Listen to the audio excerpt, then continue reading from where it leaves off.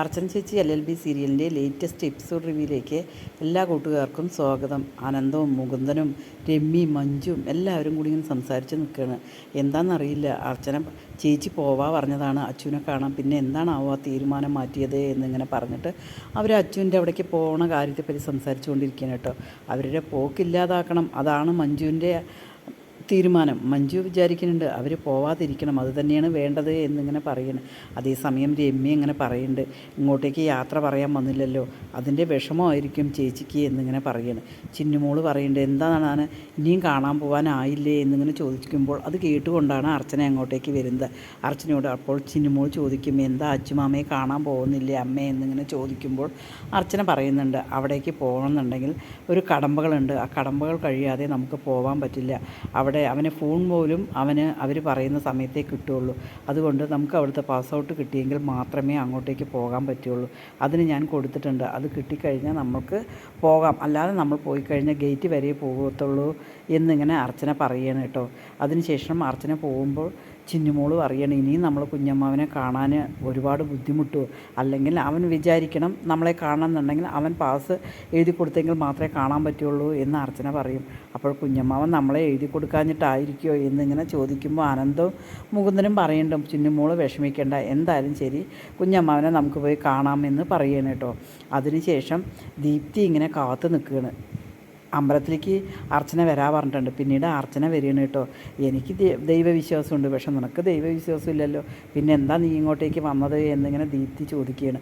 അതേസമയം ഇന്നാണല്ലോ കരിമലക്കൊടിയിലെ ആ കേസിലെ പ്രതി, അയാൾക്ക് ജാമ്യം കിട്ടരുത്, അതിനുവേണ്ടി ദൈവത്തിൻ്റെ ഒരു കൂട്ടുപിടിക്കാമെന്ന് വിശ്വസിച്ചു, അതുകൊണ്ടാണ് വന്നിരിക്കുന്നത്. ദൈവം പാതി മനുഷ്യൻ പാതി എന്നല്ലേ പറഞ്ഞിരിക്കുന്നത്, അതുകൊണ്ടാണ് വന്നിരിക്കുന്നത് എന്നിങ്ങനെ പറയണം കേട്ടോ.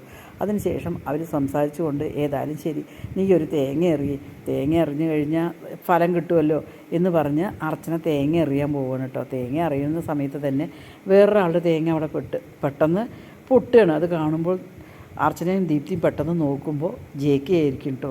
ഓഹോ, ഇങ്ങേര് ഇവിടെ എത്തിയോ എന്നിങ്ങനെ ചോദിക്കും. ഇങ്ങേർക്ക് ഇതൊക്കെ ശീലമുണ്ട്, എന്താ ഇവിടെ വന്നിരിക്കുന്നത് എന്ന് ചോദിക്കും കേട്ടോ. അതേസമയം അർച്ചനയോട് ചോദിക്കും, ഇന്നത്തെ കേസിൻ്റെ കാര്യം അറിയാൻ വേണ്ടിയിട്ടാണോ ഭവതി ഇങ്ങോട്ടേക്ക് വന്നിരിക്കുന്നത് എന്ന് ചോദിക്കുകയാണ് കേട്ടോ. അതേസമയം നിങ്ങളിവിടെ വന്ന് എന്തിനാ വന്നത് എന്നുള്ളത് എനിക്കറിയാം, ആ വീട് കിട്ടാൻ വേണ്ടിയിട്ടല്ലേ, ആ വീട് ഒരിക്കലും കിട്ടില്ല. അതേസമയം JK പറയണ്ട, ആ വീട് എനിക്ക് കിട്ടില്ല എന്ന് ദൈവത്തിനും അറിയാം ഭവതിക്കും അറിയാം, ഞാൻ അതിനൊന്നും അല്ല വന്നിരിക്കുന്നത് പറയും. നിങ്ങളെന്തിനാണ് വന്നിരിക്കുന്നത്, എന്തായാലും ശരി നിങ്ങളെന്ന് വിചാരിച്ച കാര്യം എന്തായാലും നടക്കും എന്നിങ്ങനെ പറയുന്നു. ഇനി എന്തായാലും തേങ്ങ എറിയാതിരിക്കേണ്ട, ഏതായാലും ഭവതി എറിഞ്ഞോളൂ എന്ന് പറഞ്ഞിട്ട് JK അങ്ങോട്ടേക്ക് പോവുകയാണ് കേട്ടോ.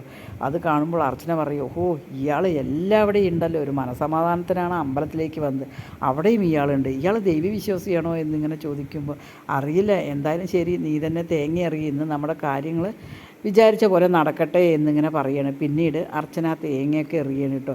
പിന്നീട് അവർ അമ്പലത്തിൽ വന്ന് തൊഴുകുമ്പോൾ അതേ സമയത്ത് JK ഇങ്ങനെ തൊഴുകയാണ് കേട്ടോ. എല്ലാ പ്രശ്നങ്ങളും തീർത്ത് തരണേ പറഞ്ഞ് തൊഴുകുമ്പോൾ അർച്ചനയ്ക്ക് ദേഷ്യം വരികയാണ് കേട്ടോ. പിന്നീട് അയാൾ പോവാതെ മാറി നിൽക്കുകയാണ്.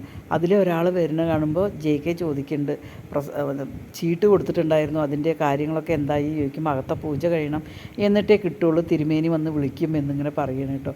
പിന്നീട് അത് കേൾക്കുകയാണ് അർച്ചനയും ദീപ്തി. അപ്പോൾ ദീപ്തി പറയുന്നുണ്ട്, അയാളുടെ അഡ്രസ്സും പേരും എന്താണെന്ന് എന്തായാലും വിളിച്ച് പറയും, അത് നമുക്ക് കേൾക്കാം എന്ന് പറയുമ്പോൾ അർച്ചന പറയണം, വേണ്ട കോടതിയിൽ പോകാൻ വേണ്ടിയിട്ട് നേരം വൈകും, നമുക്ക് പോകാം എന്നിങ്ങനെ പറയുമ്പോൾ ദീപ്തി നീ ഇത്തിരി മിണ്ടാതിരിക്കും, അയാളുടെ പേരും നാളും എന്താണെന്ന് നമുക്കറിയാലോ എന്നിങ്ങനെ പറയണം. അർച്ചനയ്ക്കാണെങ്കിൽ ദേഷ്യം വരുന്നുണ്ട് കേട്ടോ. അതേസമയം തന്നെ തിരുമേനി പുറത്തിറങ്ങി വന്നിട്ട് സുമിത്ര വിശാഖം നക്ഷത്രം എന്നിങ്ങനെ പറയും. അത് കേൾക്കുമ്പോൾ ഇവരാകെ ഞെട്ടിപ്പോവുകയാണ്. ഇതെന്താ ഒരു പെണ്ണിൻ്റെ ആണല്ലോ വിളിക്കുന്നത്, അയാളുടെ ഭാര്യയുടെ ആയിരിക്കും എന്നിങ്ങനെ വിചാരിക്കുകയാണ് കേട്ടോ. പിന്നീട് അവർ പോവുകയാണ്, അമ്പലത്തിൽ നിന്ന് പോവുകയാണ് കേട്ടോ. അതേസമയം പിന്നീട് കാണിക്കുന്നത് അർച്ചനയുടെ ഓഫീസിൽ ദീപ്തിയും ബോസും എല്ലാവരും ഒരു ഭയങ്കര സന്തോഷത്തിലാണ് കേട്ടോ. അവർക്ക് ജാമ്യം കിട്ടിയില്ലല്ലോ, ആ പ്രതിക്ക് ജാമ്യം കിട്ടിയില്ല, ആ കേസ് വാദിച്ചത് വിജയശങ്കറാണല്ലോ, അവർക്ക് ഭയങ്കര സന്തോഷമാണ്. എന്തായാലും ദൈവം എന്തായാലും കൂടെ ഉണ്ട് എന്നിങ്ങനെ പറഞ്ഞ് അവർ സന്തോഷിച്ചു കൊണ്ടിരിക്കുമ്പോൾ തന്നെ വിജയശങ്കർ അതിലേതേ വരികയാണ് കേട്ടോ. അതിൻ്റെ കൂടെ വന്ന വക്കീലുമാർ ചോദിക്കും, എന്തായി ഒരുപാട് ആഹ്ലാദിക്കേണ്ട, ഇതിപ്പോൾ സുപ്രീം കോടതിയിൽ നിന്ന് വിധി വന്നതൊന്നും അല്ലല്ലോ എന്നിങ്ങനെ പറയും കേട്ടോ. അതേസമയം ജഗദീഷ് വക്കീലും അങ്ങോട്ടേക്ക് വരികയാണ് കേട്ടോ. ജഗദീഷ് വക്കീലിനോട് ദീപ്തി ചോദിക്കേണ്ടത്, നിങ്ങളല്ലേ ചായക്കച്ചവടം ചെയ്യാൻ അറിയുള്ളൂ എന്ന് പറഞ്ഞത്, ചായക്കച്ചവടം മാത്രമല്ല കേസും മറിയും എന്നുള്ളത് ഇപ്പോൾ മനസ്സിലായോ എന്നിങ്ങനെ ചോദിക്കുമ്പോൾ വിജയശങ്കർ ചോദിക്കുന്നുണ്ട്. ഒരുപാട് ആഹ്ലാദിക്കേണ്ട, അത് സുപ്രീം കോടതി വിധിയൊന്നും അല്ലല്ലോ എന്നിങ്ങനെ പറയണം കേട്ടോ. അതേസമയം അവരിങ്ങനെ ചായക്കട നടത്താൻ മാത്രമല്ല, സ്ത്രീകൾക്ക് നീതി നിഷേധിച്ചാൽ ആ നീതി വാങ്ങിക്കൊടുക്കാനും ഞങ്ങൾക്ക് സാധിക്കും എന്നിങ്ങനെ പറയണം കേട്ടോ. അത് കേൾക്കുമ്പോൾ വിജയശങ്കർ പറയുന്നുണ്ട്, സുപ്രീം കോടതിയിലൊന്നുമല്ലല്ലോ, കേസ് ജയിച്ച പോലെയാണല്ലോ എന്നിങ്ങനെ പറയുമ്പോൾ ദീപ്തി പറയുന്നുണ്ട്, സാറേ ഞങ്ങൾ സുപ്രീം കോടതി വരെയും അർച്ചന അസോസിയേഷൻകാർ പോകും, അത് ഉറപ്പായ കാര്യമാണ് എന്നിങ്ങനെ പറയുമ്പോൾ അത് കേട്ടുകൊണ്ട് നിൽക്കുന്ന അർച്ചനയ്ക്ക് ഭയങ്കര സന്തോഷമാവുകയാണ്.